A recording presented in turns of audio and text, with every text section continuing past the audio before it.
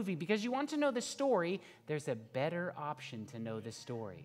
You can actually read the book and get even more information about his life. Just to know the story, you do not have to go and watch. Now, a story was shared with me that an individual was sharing this movie with a friend or colleague or a coworker, I can't remember what it was, and the person wasn't a Christian or an Adventist and said, hey, I would really like to go and see that story. Would you go with me? Now, there's an interesting proposition, because if you go with him, you could talk to him about that faith. There's a reason to use that as a vehicle to try to win somebody's soul. Does that make sense? Mm-hmm.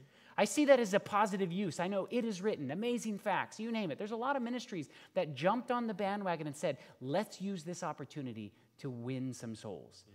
But if your motive is literally to just learn the story, I think there could be a better use than going and watching such violence. Does that make sense? Mm-hmm. So I don't want to say it's evil. I just want to say, think about these things.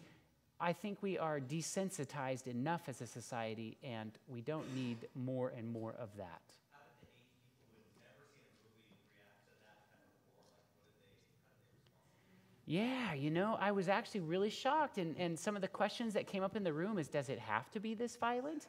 That's literally what they said.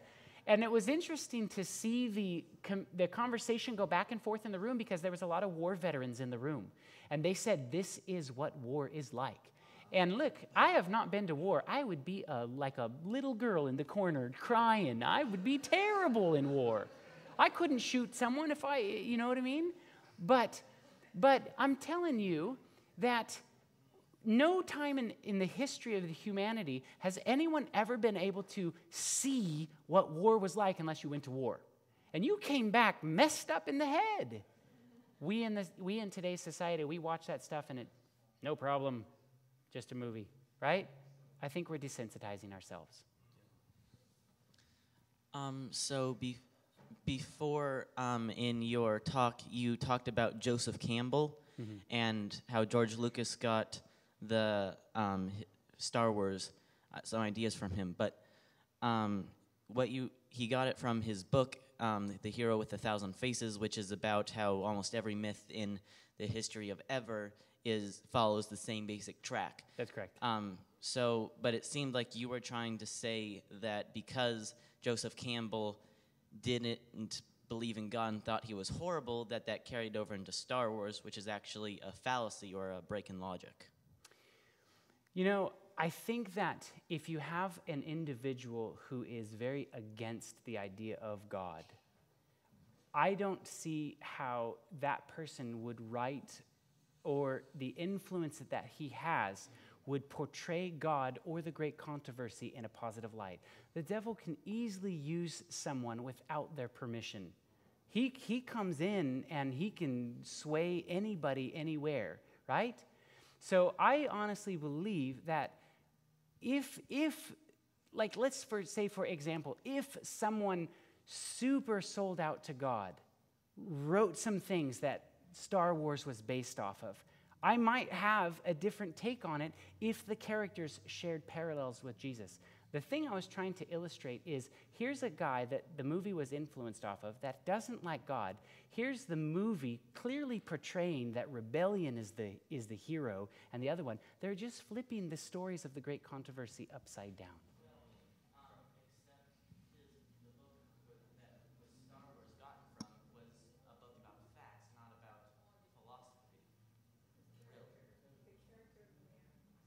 The character of a man. The what? The character of the person who was doing the influencing. His character is not going to change. If he hates God, it's going to be reflected. It probably spills over into a lot of his other pieces of work.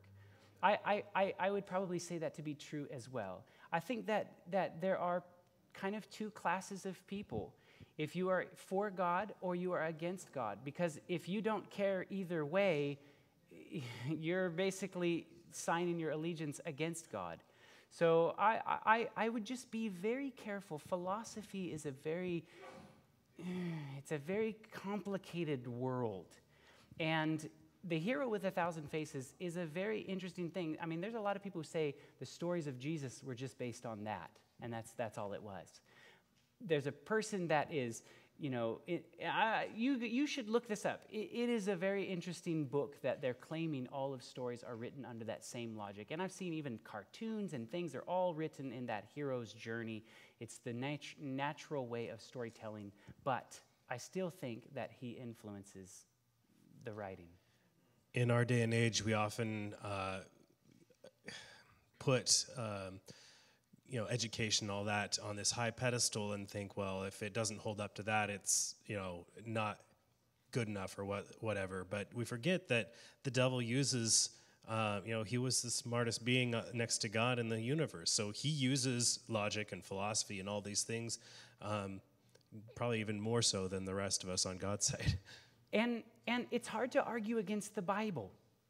Does the Bible tell you to blend light and darkness? So is it okay to watch a movie that tells you you should blend light and darkness? That's the question. You have to analyze everything against what does the Bible say? What is this teaching me? It is telling you, though, to resist evil. And when you're lumping the term rebellion, all rebellion is bad, it creates a big disconnect for me. The original rebellion, man rebelling from God, was bad. The church rebelling from Catholicism was not bad. The Reformation cannot be considered evil. The rebelling against tyranny, rebelling against Europe, rebelling against England, which created this country, was considered good. So when you're rebelling against a totalitarian evil system like the empire, that's good, and it is based on hope. So when you use examples like that, it sours the rest of the message, which is true. So be very careful of your examples. Sure. I think that if the Bible says rebellion is as the sin of witchcraft, the Bible doesn't tell me that some rebellion is as the sin of witchcraft. So I would be very careful to say that the church that went through the Reformation was in outright rebellion. Exactly. So I think it's a twisting a little bit of the logic of rebellion, because all I can do is I can stand on the word of God and say, thus saith the word of God. It says this. And if this is, there's no, well, it's sort of sometimes and it's sort of not. It doesn't say that. It says all rebellion is as the sin of witchcraft. So, we obviously see that Hollywood has an agenda. How about YouTube? So what if our kids, we've done a pretty decent job protecting them from Hollywood, but now they found YouTube. And it's not necessarily like negative stuff, but, commentaries, maybe two guys talking about music in a funny way, piano guys. What do you think about So that? This next presentation that we're going to talk about is called #selfie. And it's all about social media, because that's the next wave of media to hit the world. To be honest, the TV in and of itself is not evil. I don't believe that just because we have a television right here that it's evil. It's what's on it. It's what's teaching it. And I think the same thing with social media. There is a technology that can be used for a very positive medium. And we'll talk a little bit about that as we get into this presentation. Just to answer your question really quick, have you ever learned anything from YouTube? How to change a light in your car, or how to change your brakes, or whatever. That to me is a very, very positive use of the technology. But then if you ever watched YouTube and watched things that you shouldn't have watched, but it had an interesting icon and you clicked on it and you watched it, right? We've all done that, right? So the technology is not necessarily what is totally evil, it's what is the messages and what is the thing that's spending your time. So we'll try to unpack a little bit of that on this next one. Hi, I was wondering, what does the blue and red symbolize, especially in Star Wars? Because you see blue and red a lot in movies, and do you know what that symbolizes? It's hard to say. I went to film school, so I realized that every single thing in film is imagery. Everything. In fact, what they hammered into our head in film school is if it doesn't have imagery in it, people are going to not really care as much. The more imagery that you can place in these films, the better things are, right? So you have things like The Matrix, where he's choosing between the red and the blue pill, right? He chooses the red pill. I find that very fascinating. You have things like Wall-E, where they're in a blue outfit in the beginning of the movie, and then when there's a rebellion in the whole Wall-E story, they switch to a red outfit. There's this interesting thing that goes on with colors in different movies that is very, very interesting to me, spiritually speaking, because blue in the Bible represents the law. So when you're in rebellion against the law, it's often the red apple. It's often and it's not to say that every single movie does that. If you see red in the movie, that's what they're intending it to. But I do find it very interesting that there is often this red and blue color together. But then also, red and blue is probably the most common thing that we choose when we choose, competition sides against each other. So I don't want to say they're just doing this with that, but colors mean things in the Bible. That's the reason why the priests had a ribbon of blue around them. That's why the sanctuary had red and blue and scarlet and purple and things like that in it. So colors meant something to God. Colors mean something in our imagery in our world today. Do you think that Hollywood had a negative agenda when they were making The Lion, the Witch, and the Wardrobe, considering that was kind of based off of the story of Jesus when C.S. Lewis wrote it? Can I read something to you? The Lion, the Witch, and the Wardrobe. Deuteronomy 18, 10 through 12. Now here is why you need to know your Bible, okay? Deuteronomy 18, 10 through 12. Now, I do not want to get into a debate with you with C.S. Lewis. Not going to do it. I have heard positive things about C.S. Lewis. I have heard negative things about C.S. Lewis. All I can do is say, what does my Bible say? What does this movie teach? That's what I can do. I can judge a piece of work without tearing apart his personal life. Okay? Does that make sense? Yes. So as I read this to you, keep that in context. Deuteronomy 18, 10 through 12. There shall not be found among you any one of his sons or his daughters to pass through the fire or use divination, or an observer of times, or an enchanter, or a witch, or a charmer, or a consulter with familiar spirits, or a wizard, or a necromancer. For all that do these things are an abomination to the Lord. Listen, when you hear this word abomination in the Bible, it means God hates this. He cannot use a stronger word to, I hate witchcraft. Why are we mixing the gospel story with witches? Does that make sense? So let's just say, just on that fact alone, let's say it's not a problem, right? You read the books. In the 7th book, I think is the one that's called The Last Battle. You have the 2 boys that are being judged in front of Aslan the lion, right? You got the boy that followed Tash his whole life. You got the boy that followed Aslan his whole life. And they're both being judged. And the judgment scene that's happened is Aslan the lion says, so now he looks at the boy that followed Tash, which is the Satan character. You can come into the kingdom. The boy looks around and says, how can I come into the kingdom? I followed Tash my whole life. I should not be allowed to come into the kingdom. He said, because you followed him with all of your heart. You did not know that you were following him. And what you did for him, I will count it that you did for me. Please come into the kingdom. Now, I'm not going to unpack this in a major sense because I don't want to be here all night.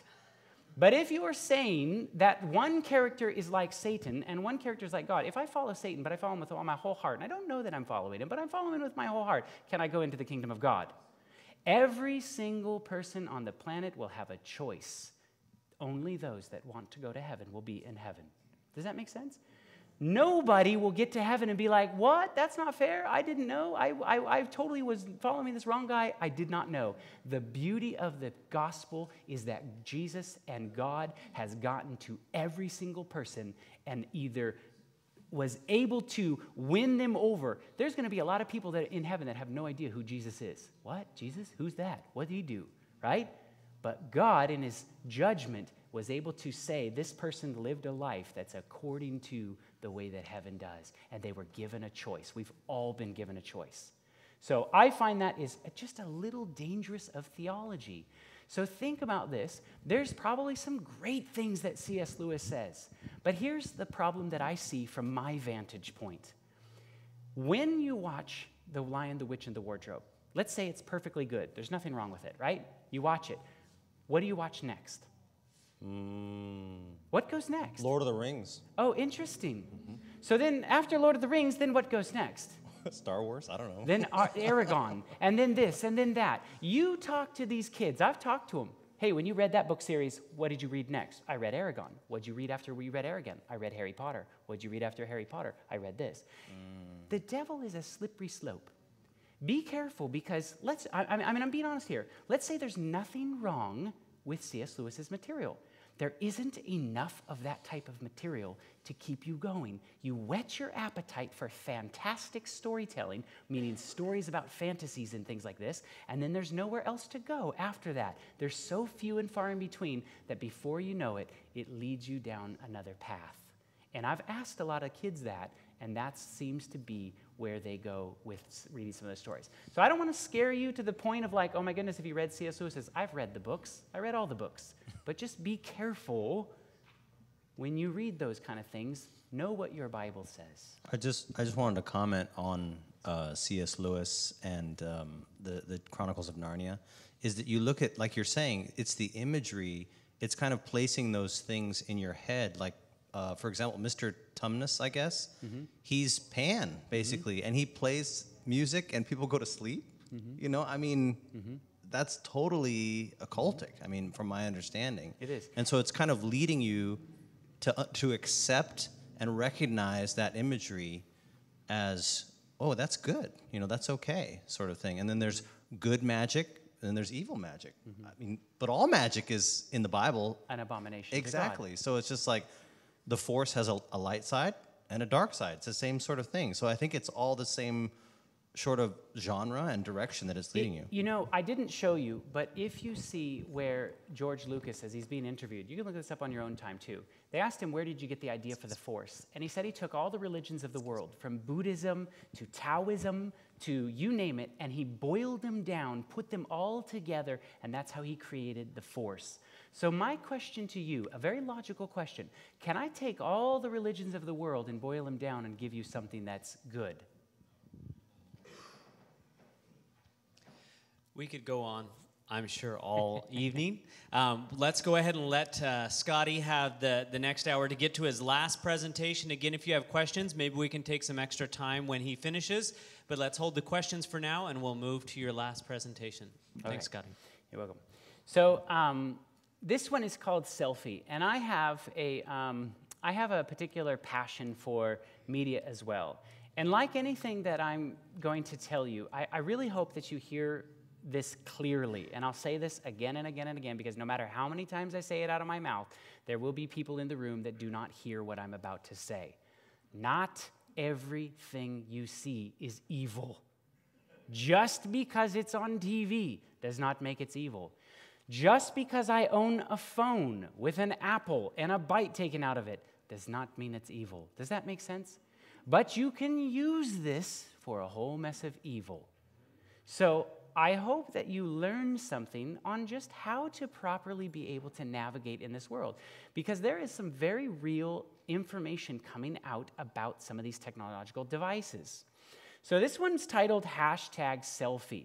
Selfie was one of the most popular words that was used, I think, last year or the year before. It was the most used word on the internet, selfie, okay? So I find it, once again, an interesting idea that here God is wanting his end-time people to reflect his character. Is Jesus selfish? No, not even close, right? Farthest thing from selfishness. And I find that if we're supposed to have the spirit of Jesus, I find it just a kind of a crazy parallel that we live in the society that is self-centered. Does that make sense? So, as we go through this, I want to show you a couple of things. Ecclesiastes 1:9. The thing that has been, in which shall be, that which is done, and that which shall be done, there is no new thing under the sun.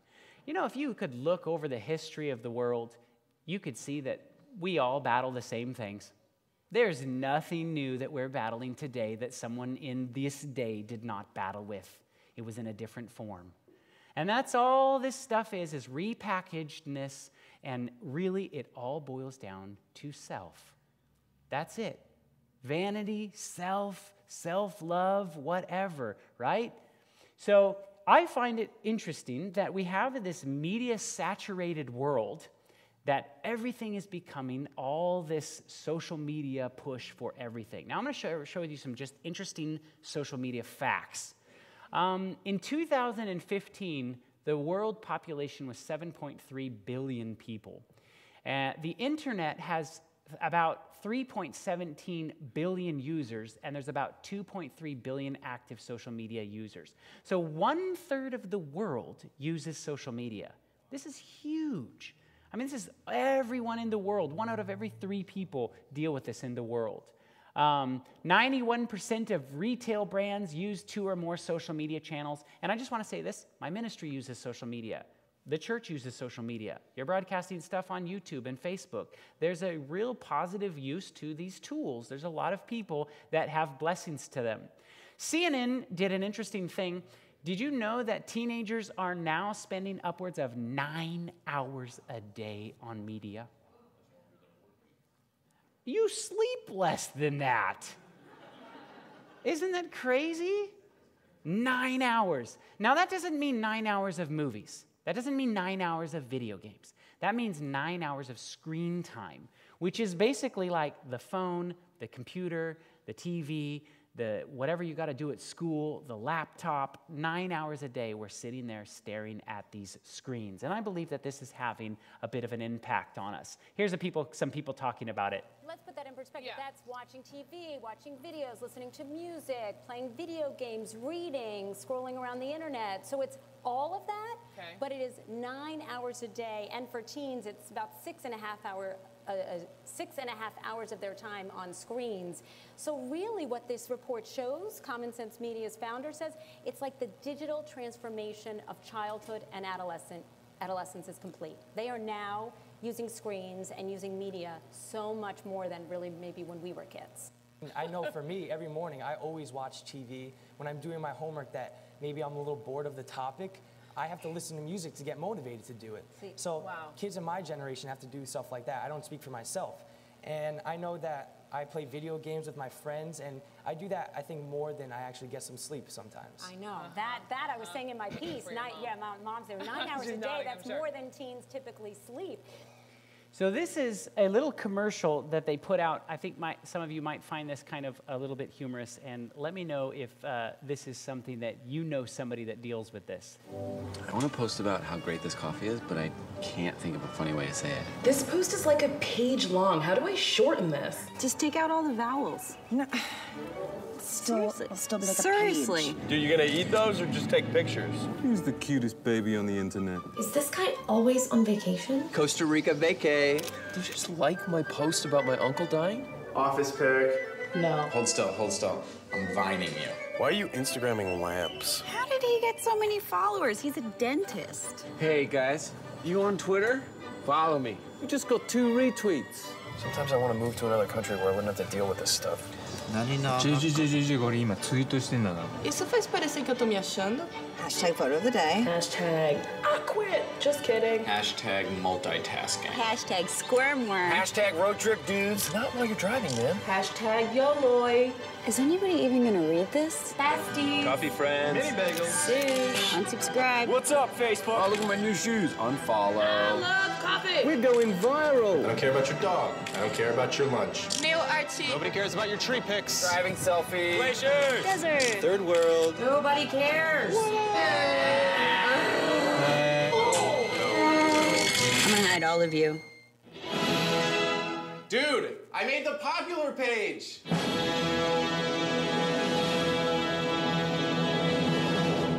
Are you laughing because you know somebody that is like a little bit like that. Perhaps maybe you use social media a little bit like that. But if you notice how most people use social media, it's interesting to me that, you can just analyze people's Facebook posts. Look at these new shoes I took. Look at this vacation I'm on. Check out all this stuff about what I'm doing, what I'm doing, what I'm doing. Not everybody does that. But lots of people use social media to say, look at how much fun I'm having. Look at my life. Right? So I find this really interesting that the church and God is wanting us to be this selfless people. And here we have these devices that are just making us turn the camera on ourselves. Now, the Bible tells us in John 3:16, for where envy and self-seeking exist, confusion and every evil thing are there, right? Now we know this is, what else is a John, or a 3:16? Sorry, did I say John? This is James. John 3:16, right? Says what? For God so loved the world that he gave his only begotten son. It's almost the opposite of this. But the Bible's telling us that when there is self-seeking, every evil thing can become present. Well, the devil knows that. He's read that. So he goes, look, if I introduce selfishness into the population, every evil thing can follow that, and confusion.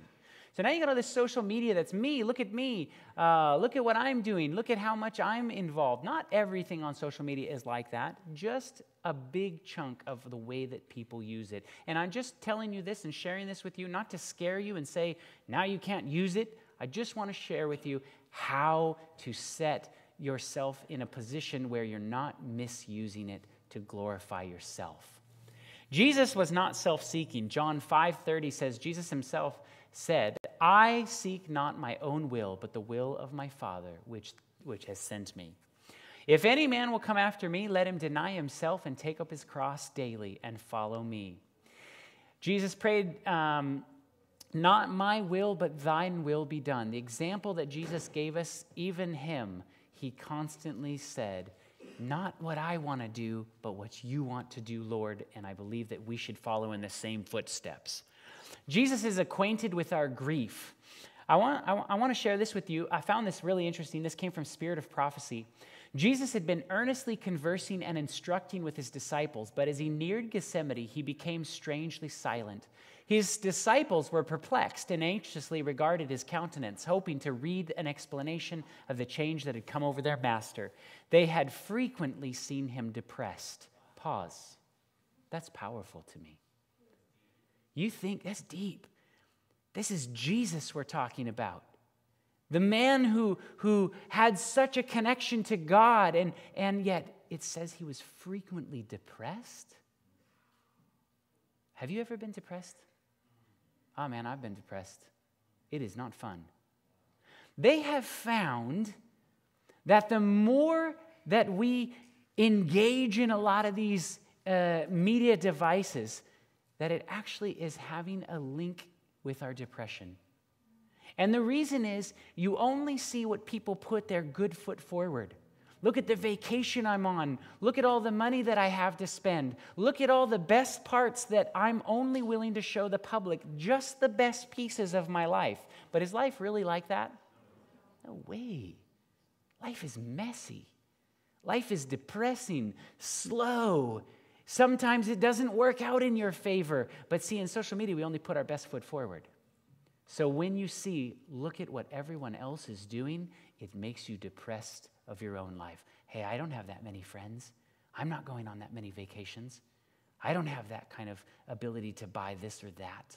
Those kind of things, they're starting to find out. Selfishness, Philippians 2:3-4 says, do nothing from rivalry or conceit, but in humility count others more significant than yourselves. Let each of you look not only to your own interests, but also the interests of the others. Here's some interesting facts for you. 600 million more people own a mobile phone than those who own a toothbrush. There are more people who think it's valuable to have a phone and not a toothbrush.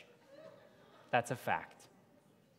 That's interesting to me because hygiene, I'm married to a dental hygienist, so she makes me do it.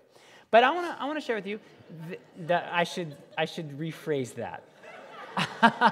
I enjoy brushing and flossing my teeth. My wife just makes sure I do it.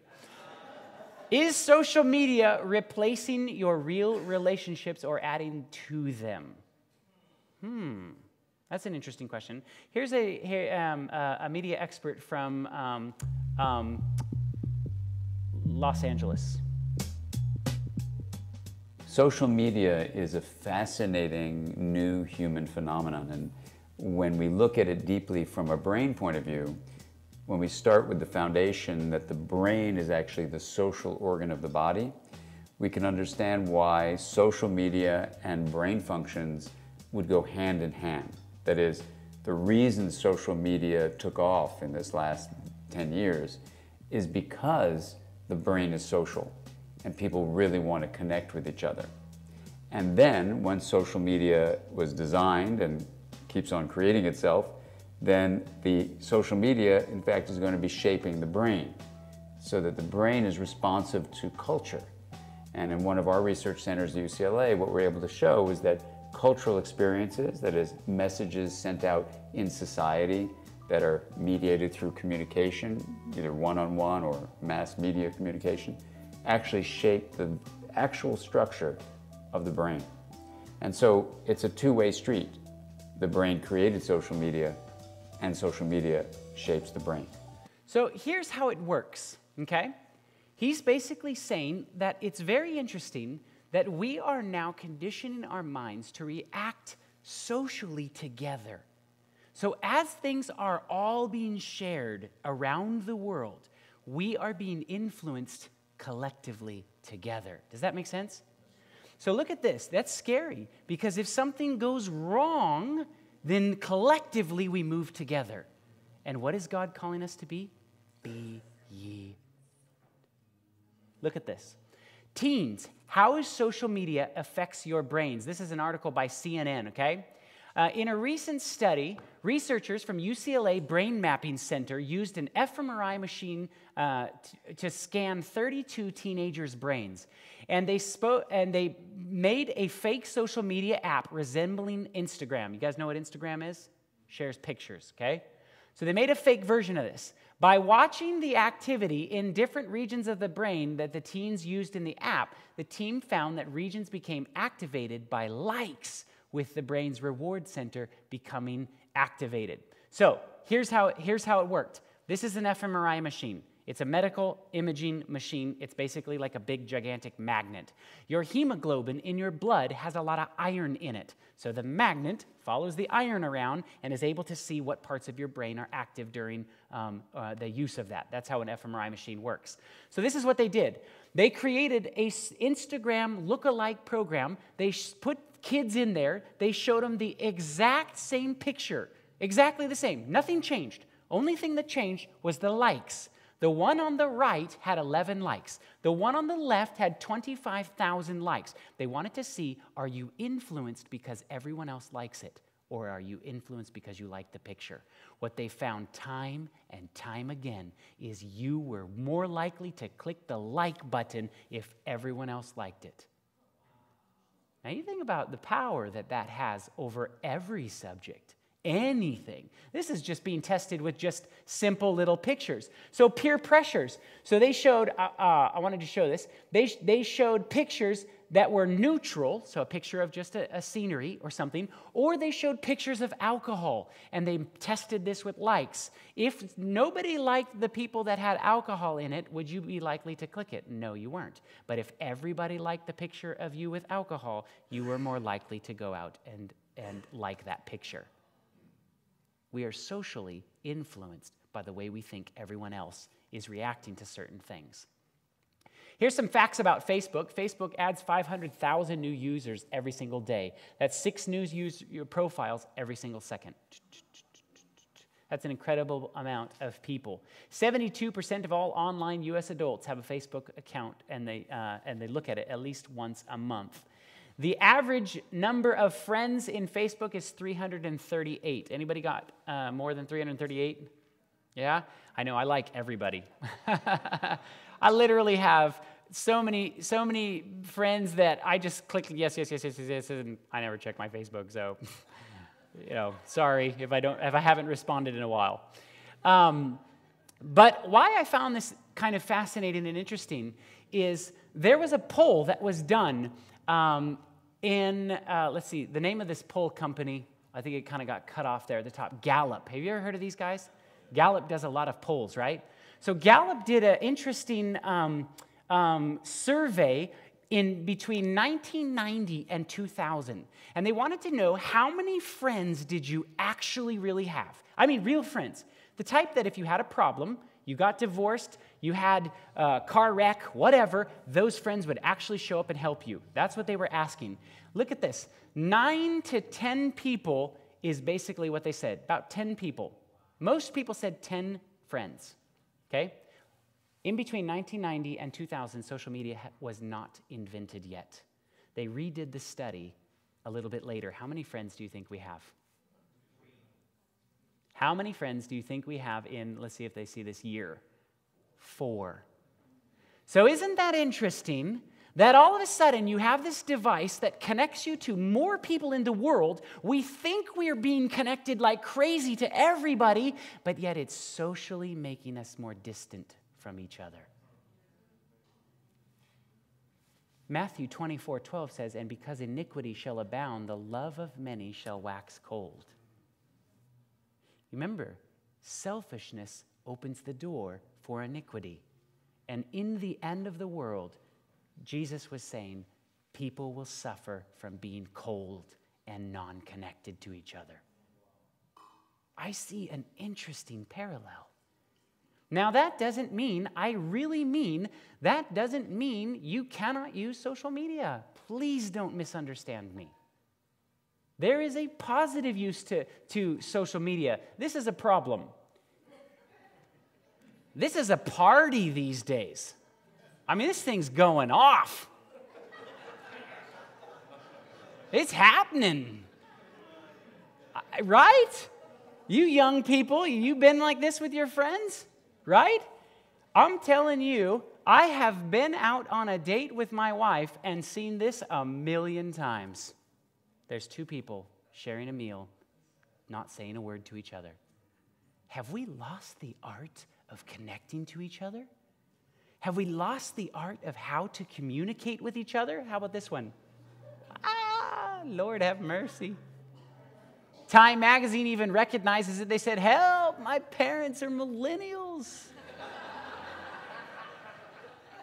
We're literally in this very strange day where everyone is so sucked into the media technology that it is very interesting. I've spoken on universities. I spoke there at a university in Tennessee a couple of months ago. And I've noticed within the last 2 years, it's really strange. When you speak to kids, they're all like this. Like this, literally the whole time you're speaking. If I'm speaking, you're a speaker. You can tell who's paying attention and who's not. Guy in the front. You can tell, right? So it used to be when I would show a video, they would stop and they would watch the video. And then after the video was done, they'd go right back. Do you know that I literally delivered a 1-hour presentation, and I don't think maybe 5 minutes people stared or looked at what I was presenting? They were literally 200, 300 people in the room like this the whole time.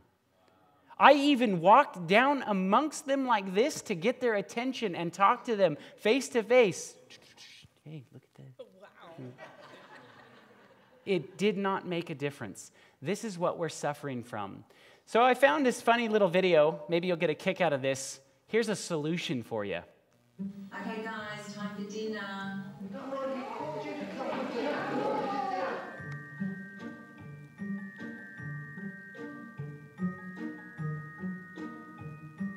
Come help set the table.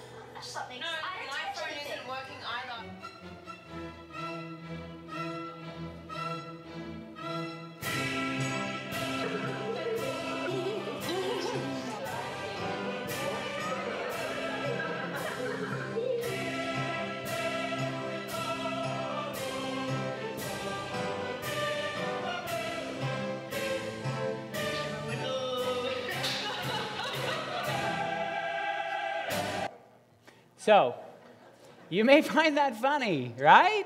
Right? But you know what I've implemented in my household? I'm telling you, it is so easy. And as the world gets more and more and more invested into this technology, I have to communicate with people for a business. That's what I do for a living. I communicate with kids. I communicate with churches. And my phone is constantly bzz, bzz, bzz, bzz, bzz. I can easily take this to the dinner table and I could probably not interact with my family at all. So you know what I've implemented in my house? No media at the dinner table. Put it down. We're going to have a dinner. And my kids know, sorry, that phone call can wait. So can that email. So can that whatever. And we have a family meal together. I can't tell you how many times I've gone and traveled. I'll tell you this funny thing. I went to Brazil, and I spoke at this church in Brazil. I gave this presentation. I went home to dinner at the people's house, and all the kids were just on the media the whole dinner. And I was like, did anybody hear what I said? Maybe not, right? I needed one of those. Listen to this from gospel workers. This is fascinating right here. In the work of many ministers, there is too much sermonizing and too little heart-to-heart work. You know what? We live in a church with too many sermons. I'll tell you that right now. We are in information gluttony overload. We have doctrinal stuff coming out of our ears. Listen to what Mrs. White says. There is need for more personal labor of the souls. In Christ-like sympathy, ministers should come close to men individually and seek to awaken interest in great things of eternal life. Their hearts may be as hard as the beaten highway, and apparently it may be useless effort to present the Savior to them. But while logic may fail to move and argument powerless to convince, the love of Christ revealed in personal ministry may soften the stony heart so that the seed of truth can take root. Brothers and sisters, do you know how to win somebody? Not with information. Heart to heart. Get in the trenches. Get in the dirt. Get in the relationships. Get in the families. Get in your church. I love it when I come into a church and people give me a hug right away. I'm a hugger. Let's hug. Where are our connections with people? You can win more people. I'll tell you what, I've preached a lot of sermons over my 10 years of doing this, and I'll tell you what's more effective to me with young people, going down and talking with them. They could hear words come out of my mouth all day long. But you know what? When they see that really there is a true God and He loves us, and we have this just personal conversation, I can't tell you how many kids have been like, man, my life has changed from 2 minutes of talking with you. So that, brothers and sisters, is something you should keep in mind. So if all these social media devices are making us less connected to each other personally, think about that when you think about some of these quotes. Here's something that's interesting. This was at a baseball game. And while maybe they'll tweet us their fan photo, BB. Now's the time, fans. Get on the Twitter with a hashtag of the whole thing, AZ-Strong-Fan, and you might see your fan photo at a Diamondback TV broadcast brought to you by T-Mobile. I mean, look at the one on the right. Do you have to make faces when you take selfies? Wait, one more now. Oh, there you go. Better angle. Oh, check it. Did that come out okay? That's the best one of the 300 pictures I've taken of myself today. Every girl in the picture is locked into her phone. Oh, Lord. Every single one is dialed in. Welcome to parenting in 2015. They're all just completely transfixed by the technology. So they go back to the baseball game, and they keep coming back to these girls. Oh, hold on. I'd take a selfie with the hot dog, selfie with the churro, selfie just of... This goes on and on and on. And when I saw this, I totally laughed. But the commenters were even going, I mean, literally between the baseball game and back to these girls, and they were still just the entire time. They missed the whole game. But you know what? You know what the reality of that is? We're so worried to show other people what we're doing, we can't even be present with the people we're with. Enjoy the people around you. This is a beautiful planet still. Go for a walk. Yes, you can take a picture of nature, but enjoy the relationships with the people that you're actually with. That's what we need more of, not disconnecting from these people. So here's some solutions. I went to a restaurant near the university, and it was full of a bunch of kids, and everybody sitting at the table was just on their phones. Nobody was even talking with each other, right? So I heard this solution. If you go to a dinner like this with your friends, and everybody's on their phones or their medias, right? Tell every single person to put their phone on the table and stack them all up. And say the first person that picks up his phone pays for the bill. You better want to read that text message, because it's going to cost you some money. You know what I mean? How can we begin to combat through some of this stuff? Here's another thing. Church. Man, you go to church for 1 hour out of the week. You can wait for that email or text message afterwards. Now, that doesn't mean that people use their phones to read the Bible. Go ahead, do that. But turn it on airplane mode. Every single phone has a thing called airplane mode. Don't be sitting there in church and robbing the time that God has given you to hear a message because you're too worried about what your other life outside of church is doing. Be present. If you're here, listen. God may have a blessing for you. Here's another thing. You can use text messages for a ministry. Did you know that? I have a friend of mine, and I'm going to be very real with you and very honest with you. Ministry work is very difficult. I have never cried more tears, been more depressed, been more discouraged, been more almost given up. I'm a pretty resourceful person. I have done very well in my life. I would have had a great life in Hollywood, but I'll tell you, this is the hardest work I've ever done. I have a ministry friend of mine who is literally ready to give up in ministry. Just done. I'm sick and tired of this. I fight for God. I'm doing all these things, and I can't even make my car payment. God, what's wrong with you? And he's literally in the grocery store crying out to God. And somebody texts him, hey, man, I just came across this Bible verse. Thought you'd want it. See, you want to hear it. And I'm telling you, he said it was exactly what he needed to hear. That's a text message. That's a tiny little thing. Use the technology to connect. Hey, man, I've been thinking about you. I didn't see you at church today. Everything okay? Can I come over and help you? That is a ministry. That is a way to use social media in a positive light. Use it to win souls. You know, lots of people have Apple Watches. I keep trying to tell my wife I will be much more productive if I have an Apple Watch. She's not buying it. It's true. I just want to borrow someone's and actually play with it. I love technology, and I keep saying if I just have this or that or whatever, and my wife has cut me off. But think of this. When you have an Apple iWatch and it buzzes all the time, have you ever been talking to somebody that has an Apple iWatch and they do this in the middle of your conversation? Right? To me, naturally, I go, oh, do you have somewhere better to go? Oh, okay. Be conscious of people around you. It sends a message to people like I don't have time for you.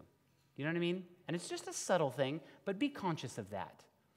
YouTube is very interesting. Here's an article online that basically says, if I can read it here, obviously very, very little. 13 to 24-year-olds, almost every single one of them uses YouTube. Now, that's no shocker, right?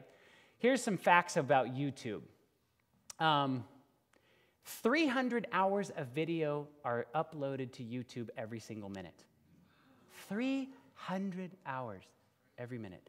Now, when you translate that, they say that the top 3 production companies, CBS, NBC, and ABC, okay, it took them 60 years worth of creating content to have as much as YouTube uploads in 60 days.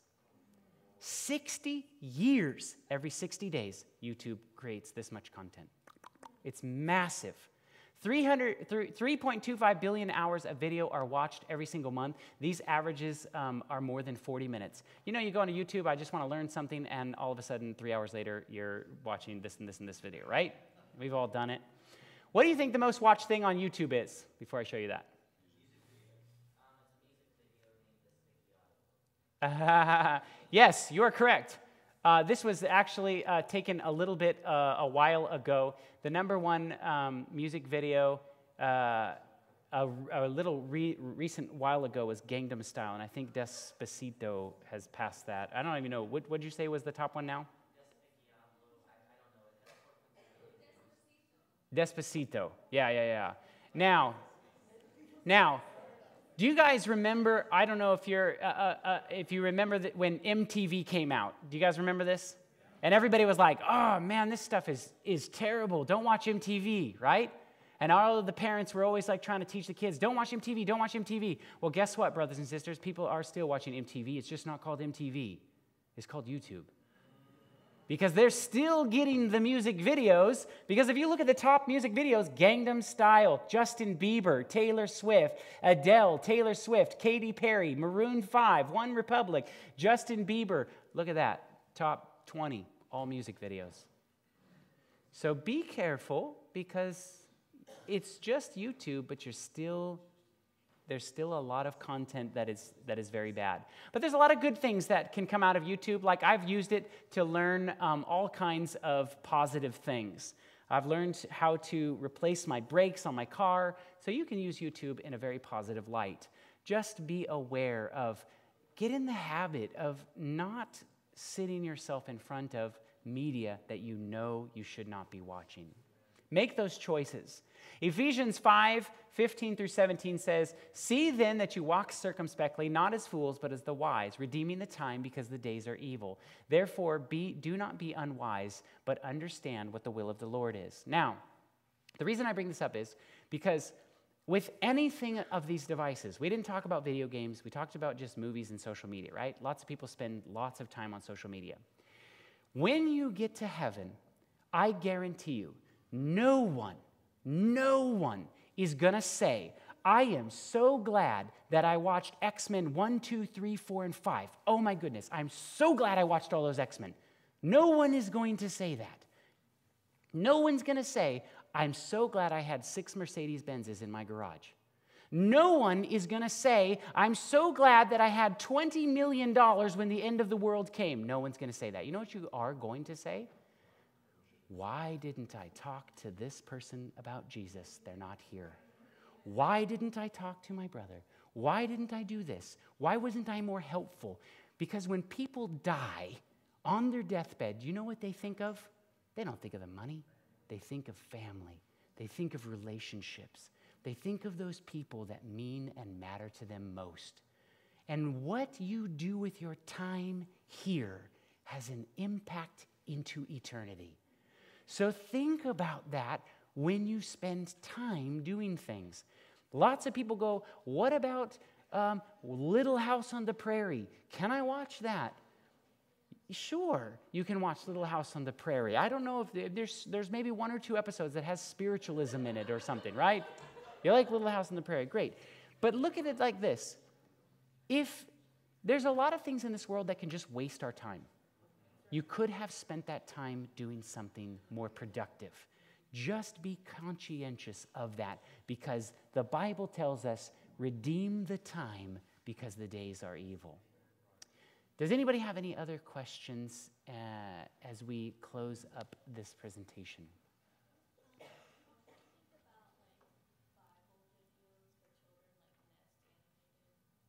What do I think of Bible videos for children? I allow my children to watch certain Bible things. I sit down and watch them with them, talk about them. There's certain ones that I don't really care for. I think they're just either poorly made, or they just introduce things that are just kind of made up and fake. And but I think my kids have learned a lot from watching some of these little tiny Bible stories. There's apps on your phone that have Bible stories that are read to the kids that are pretty decent. I mean, they read the stories, they talk about Noah and some of the most common things. And so I think that there's some uses of those things. Now, if all your child wants to do is sit down and watch all those all the time, there could be potentially a possibility that something could be more productive for them to do than just spend all their time sitting there watching that. So I let my kids watch 3ABN Kids Time. They love watching all those other kids sing songs and do those kind of things. My kids watch nature programs. We sit down and we watch them together. They love to see, what does a turtle look like? What does a whale look like? What does this animal on the other side of the globe look like? I went to South Africa and I went on a safari. And when I came home, my kids were so fascinated because they saw giraffes and things walking right in front of me. And so I'd show them, this is where they live and this is all about them.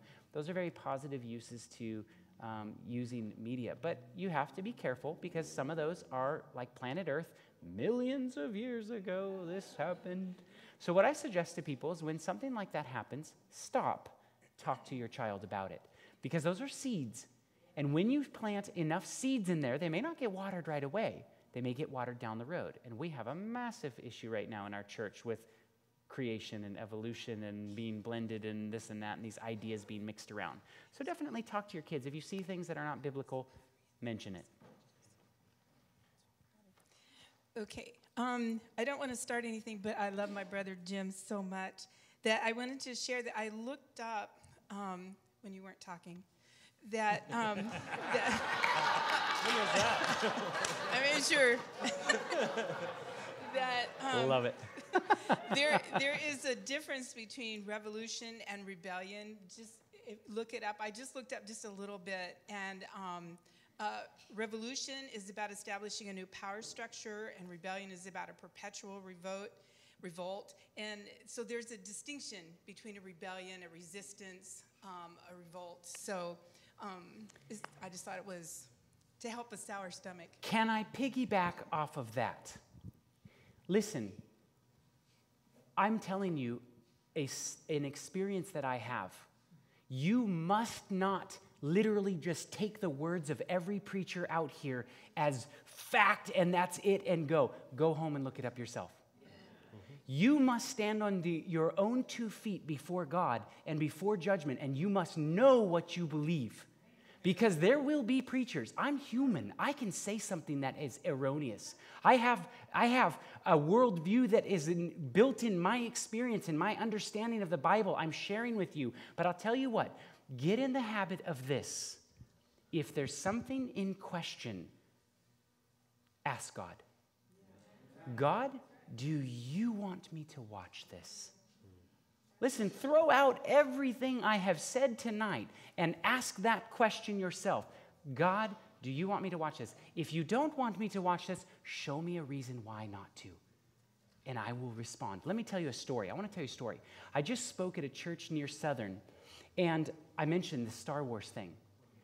I had this kid in the front row, probably 20 years old, eyes as big as saucers.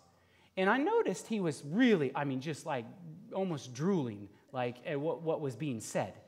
And afterwards, he popped up and he came up and he stood right in front of me. And he sits there and he goes, I can't believe this.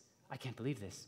He goes, Star Wars is coming out in a week or two, and I really want to go see Star Wars. And I'm praying to God, if you don't want me to see Star Wars, then show me why I shouldn't go see Star Wars. And I come into this church, I have no idea who you are, don't know what you're going to say, and you bring up Star Wars. Amen. And he's like, I just prayed that yesterday. You know what?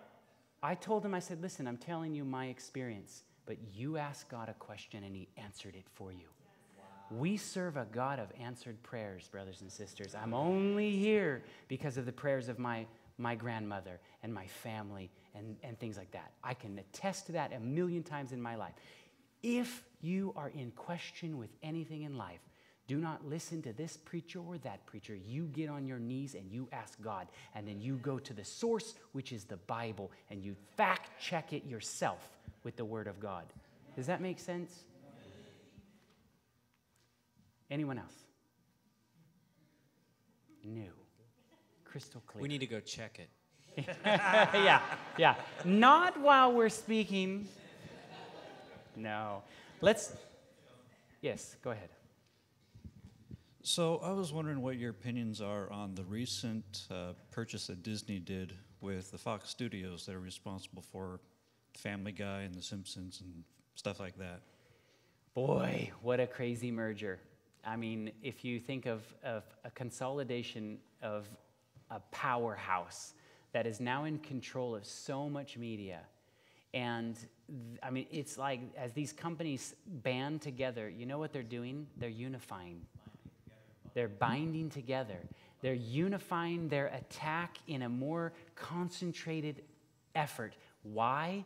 Because me and my understanding of the great controversy is, why aren't we pressing together? The world is pressing together. Why isn't the church pressing together? We must press together. And as you see these things, I'm telling you, the power that Disney is going to now have because of that merger is huge. I don't know the details of the information that is coming down the pipe from them, but now it's like they can begin to streamline everybody into their system. And they're pulling their content from all the other sources. If you want Disney or you want Fox, you're going to have to get it from their system. And it's just going to create billions and billions more. Did you know Star Wars? They bought Star Wars from George Lucas, and in 3 films, they made the money back that they bought it for. We're talking a matter of years. I mean, that's just mind-boggling to me. It's a cash cow from here on out for them. So this thing is just going to get more effective, more powerful. They have more money. They have more flashy play toys. I think that's why it's more important than ever for us to unplug from these things of the world and to plug into our source of truth. Anyone else? I just wanted to address the question of the media of drama itself. Like when you're saying you're showing Bible videos to kids or whatever, is there a difference between actors acting out the Bible scenes versus maybe a cartoon versus someone telling the story with pictures? Or what are your thoughts on the actual media of drama itself? It's a complicated question, and one that I believe that takes a lot of understanding to be able to dive into it. Now, it is one of those things that when I first came back into the church, I was trained as an actor. I went to acting classes. I tried to be an actor for 6 years. I know what it's like to be an actor. I surrounded myself with them, making my own films and things. I know what the method is of trying to be an actor. It's emptying yourself to become someone that you're not. Does that sound biblical to you? Yeah. So you know, there's this gray area there with even just the very business of acting and portraying. I mean, it comes from the root word of hypocrites. And, you know, hypocrite is literally a biblical term. So I tread very lightly with theatrical things. I myself, I don't really like that genre. I watch a lot of documentaries. I like them for the fact that they could be a little more truthful. I mean, you could still bend a documentary, but it at least has a more truthful of a beginning. So I try to really limit the amount of entertainment type television or movies that I engage in. Now, I'm only telling you this because I have spoken in so many places and talked with so many people that see things like Fireproof, Courageous, Prayer Warrior, War Room, or whatever that is, right? And I've heard time and time again of people that were like, you know what, that inspired me to have a more strong prayer life. That inspired me to take my marriage more seriously. That inspired me to stop watching pornography. That inspired me to whatever. I've heard these stories time and time again. So what I've done is I've literally gone, okay, I have my own personal understanding of acting and what acting is and all of the theatrics that go along with that. But I know that people have been blessed with some of this work. So what I tell people is you've got to get in the habit of seriously saying, God, is this something that you want me to understand? Is this something you want me to engage in? Ask him for the little things. It's like we don't want to bother God with the insignificant little parts of our lives, but you know what? He cares about the tiniest little details of you. So ask him ridiculous little things like that. Hey, my friends want me to watch Courageous. God, do you want me to? Impress on me if you want to or not. And then listen to that still small voice. God will answer you if you ask him. He will give you an answer. So with those types of media productions, I can give you my opinion of that. I can give you my experience. But I'll tell you what, you still have to make up your own decision. And I believe that the Bible gives us principles and then allows you to apply those principles to that. So think about that. If you watch a lot of entertainment television, you watch a lot of Bible movies, just be aware that the very nature of storytelling can easily be manipulative on our minds. Anyone else? Scott, I would like to know your thought on how much influence the media has had on entertainment worship.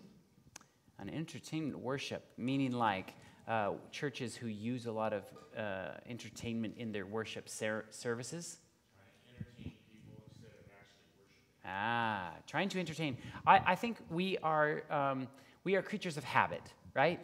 So if we get our taste buds used to certain types of foods, like I used to love pancakes, like white flour pancakes. Loved them.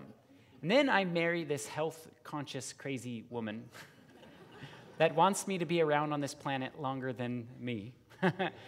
And she loves healthy pancakes. Now, when I first tried them, I was like, these don't taste the same. Have anyone had this experience? Man, where's Mrs. Butterworth? Right? What is that wheat thing over there? You can hardly stab it. I'll tell you what, because I've eaten healthy now, I actually crave that, and I don't like the white pancakes anymore. So my taste buds have changed based on what I've filled my mind and my body with. So I think the same thing is with entertainment. If you get so used to getting your religion from entertainment, this movie, that movie, I'm watching this Bible movie and that Bible movie, and you're doing that more than you are just involved in simple worship styles, you then train yourself to be more addicted to the emotional experience, because that's what movies are. They're emotions, right? Than a head knowledge. There's a reason why when Jesus was in the Garden of Gethsemane, he said, Lord, not as I will. If you can, take this cup from me. But it isn't my will, Lord. It's your will. It's your will be done. Everything inside of Jesus' body was saying, I don't want to go through the cross.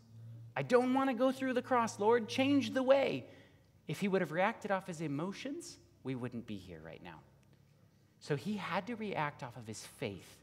And I believe in the end of this world, it is going to be an emotional roller coaster. So get in the habit of building your faith based off of faith, not your emotions. That doesn't mean you can't be inspired by a movie, but if that's what you're conditioning yourself to accept, you're probably most likely going to want a worship style that entertains you. And often or not, those tend to water down the truth. So I don't want to throw out the baby with the bathwater, because I make media productions, and I often have media productions that people use in their churches because they don't have a pastor or they don't have a church service or anything like that. So they'll put on a video to learn something. There can be a positive use to something like that. But if your whole thing centers around a show, lights, smoke machines, crowd surfing, and trust me, they're in the Adventist church, I've seen them, it is wild. Those churches, I believe, they are building and setting themselves up for an emotional-based religion instead of faith-based. I was just thinking that another aspect where we can be tricked is something under the title of religion or spiritual things. Just look at Waco, Jonesboro, those kinds of things, and how we can just be sucked into those kinds of things. Yeah. You know, there's a reason why the Bible says, "Come, let us reason together." God wants to reason with us, not just get us all emotional about this or that, or get us caught up in in the, I don't know what I'm trying to say, but we need to be able to stand and answer these questions from a very faith-based standpoint, because I'll tell you what, if somebody sticks a gun to my child's head and says, do this or that, or I'm going to kill your child in front of you, you better bet my emotions are going to be going out of whack. Can I hold true to my faith in that kind of emotional experience? So if you read The Time of Trouble, I mean, can I share something to you? Listen to this. I was sharing this with Jason on our way over here. As I was kind of just reading something on the airplane, there was from Ellen White's early writings called The Shaking. Listen to what she says. I saw some with strong faith and agonizing cries, pleading with their God. Their countenances were pale and marked with deep anxiety, expressive of their inner struggle. Firmness and great earnestness was expressed in their countenance. Large drops of perspiration fell from their foreheads, and their faces were lit up with the marks of God's approbation. And again, some solemn, earnest, anxious looks would settle upon him.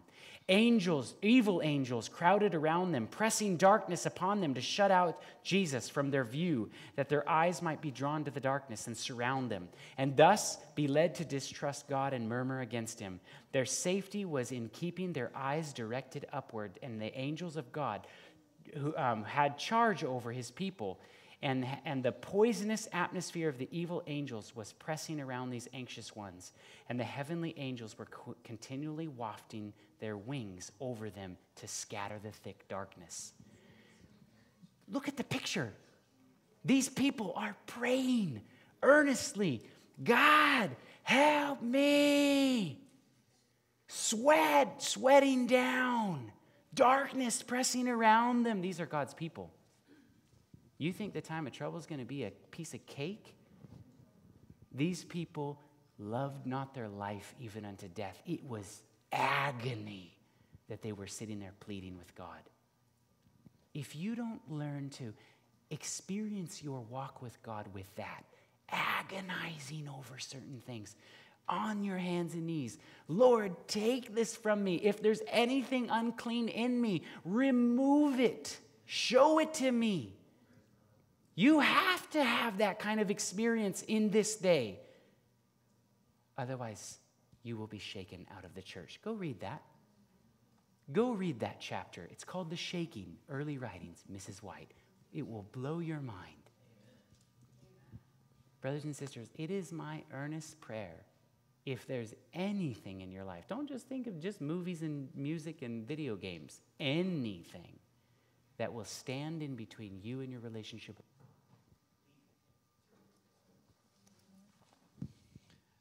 I think that was the batteries telling you you're done.